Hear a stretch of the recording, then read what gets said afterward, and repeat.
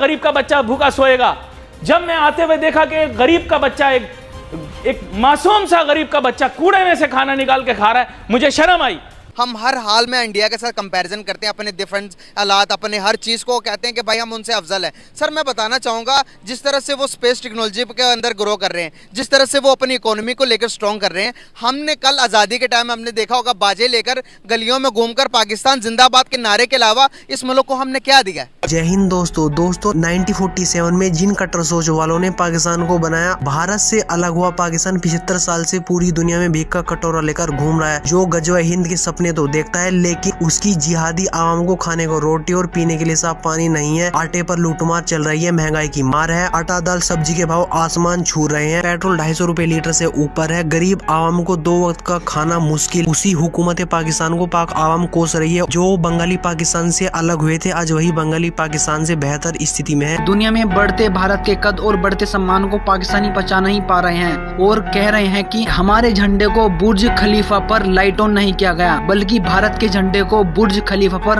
हर साल की तरह लाइट ऑन किया गया। दुबई के शेखों ने भारत के झंडे को दुबई की सड़कों पर फहराया। तो पाकिस्तानी आवाम किस तरह अपनी सरकार पर भड़क रही है, इस वीडियो में देखते हैं। आपको पता है हमारे लिए बहुत ज्यादा इंसल्टिंग बात है कि हमारा 76 इंडिपेंडेंस डे था और बुर्ज खलीफा पर इस तरह से किया पाकिस्तानियों के साथ, और पर्सनली मुझे खुद भी बहुत ज्यादा इंसल्ट फील हो रही है। इंडिया उनकी ज़रूरत बना हुआ है, जबकि पाकिस्तान को उनकी ज़रूरत है। तो ये बेसिक वजह है जिसकी वजह से इंडिया को इतना ज़्यादा वो लोग हाथों में लेकर चलते हैं और पाकिस्तान को डिग्रेड करते हैं। कि अगर हम आज इंडिया के साथ जंग लड़ते हैं, या 4 जंगें हम पहले लड़ चुके हैं, फ़ायदा हुआ कुछ? ना तो फ़ायदा होगा, और अब की जंग अगर होगी ना तो मेरे जैसे पीछे हाथ बांध के खड़े होंगे, साथ नहीं देंगे। सर क्यों नहीं देंगे? क्योंकि मुझे पता है कि जो मेरे बच्चों की रोजी रोटी छीनी गई है ना, जो लड़ रहे हैं उन्हीं की वजह से है। ये तकलीफ से बातें, मुझे उठा लेंगे, मुझे मार देंगे। अल्लाह के घर तो जाना ही जाना है, एक ना एक दिन हर बंदे ने जाना है। उठा ले, मार दें, बच्चे भी बाद में भूखे मर जाएंगे, कोई मसला नहीं। लेकिन मैं अपने दिल की भड़ास निकालने की कोशिश की है आपके सामने। आप लोग डंकी मंकी सोच से बाहर निकलो। इस कौम को डंकी मंकी सोच ने मार दिया। इनसे पूछो अकल बड़ी या भैंस, तो मेरे पाकिस्तान के कौम के लोग बोलते हैं भैंस। उसकी भी तो अकल होती है, जाहिर बात है उसकी अकल उतनी ही है जितना सोचने वाले की अकल है जो ये जवाब दे रहा है सवाल का। क्योंकि आपकी सोच बन चुकी है बिल्कुल फुल डंकी मंकी।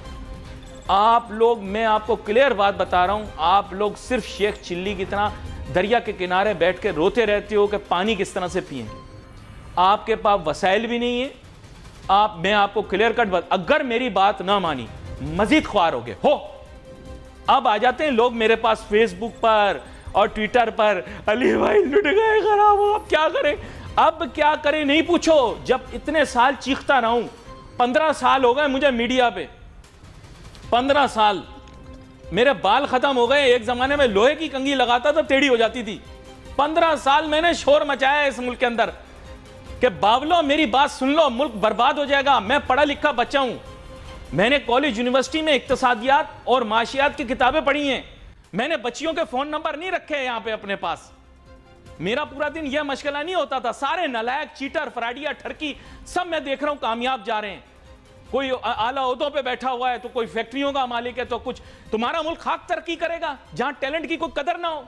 कद्दू साले तुम्हारे मुंह से निकल गया, सॉरी टेकन वर्ड्स बैक। वैसे साला गाली नहीं होती, साला तो एहसास होता है। हमारे मुल्क के अंदर अगर कोई शख्स साला हो तो उसकी बड़ी कदर और अहमियत होती। लेकिन वैसे बता रहा हूं कि आप लोगों का जहन बन चुका है फुल कद्दू, और आप बोल रहे हैं अली नासिर जज्बाती क्यों हो रहा है? क्योंकि तुम्हारा बच्चा भूखा सोएगा। अली नासिर जज्बाती क्यों हो रहा है? तुम्हारा बच्चा भूखा सोएगा। आज दूसरों पर हंसने वाले लोग बिजली का बिल अदा नहीं कर पा रहे, बड़े ड्रामेबाज बन रहे थे। आज दूसरों का मजाक उड़ाने वाले, कहने वाले कि मुल्क बड़ा सस्ता है, गाड़ी में पेट्रोल नहीं डला पा रहे। यकीन करो, मैंने अपने लिए सुबह में चिंटू को बोला अच्छा सा गधा ढूंढ के लाना। ये क्या, मेरे लिए गधा लाया, अपने लिए एक छोटा सा कुत्ता लिया। मैंने कहा क्यों? कहता है अली भाई आप गधे पे बैठ जाना, मेरा वजन तो कुत्ता भी बर्दाश्त कर लेगा। ये बड़े मुफीद जानवर हैं, आगे बड़े काम आएंगे आप लोगों के नाज़रीन। आप इस चीज को मजाक समझ रहे हो। हंसते थे मेरी बातों पर जब मैं कहता था कि डॉलर बहुत महंगा हो जाएगा, हंसते थे, मजाक उड़ाते थे, कहते थे क्या 200-300 की बातें करता है।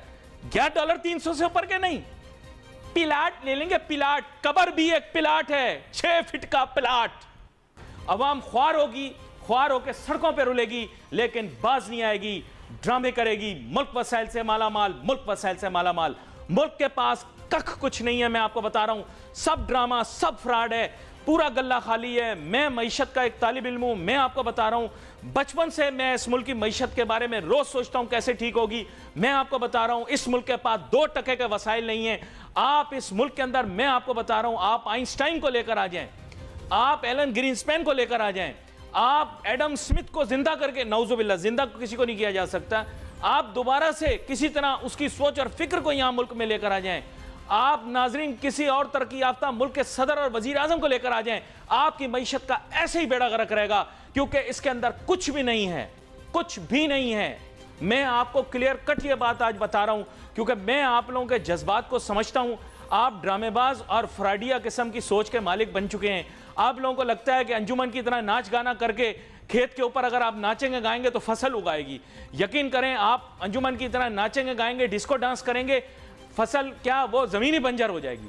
और इस मुल्क का मसला ये रहा है कि यहाँ पर जो है ना, वो प्रॉब्लम हमारी ये है कि ज़मीन मिली बंजर और लीडर मिले हमें अहलियत वाले लोग, लेकिन अहलियत वाले लोग हमें मिले, लेकिन समझ तो आ गए।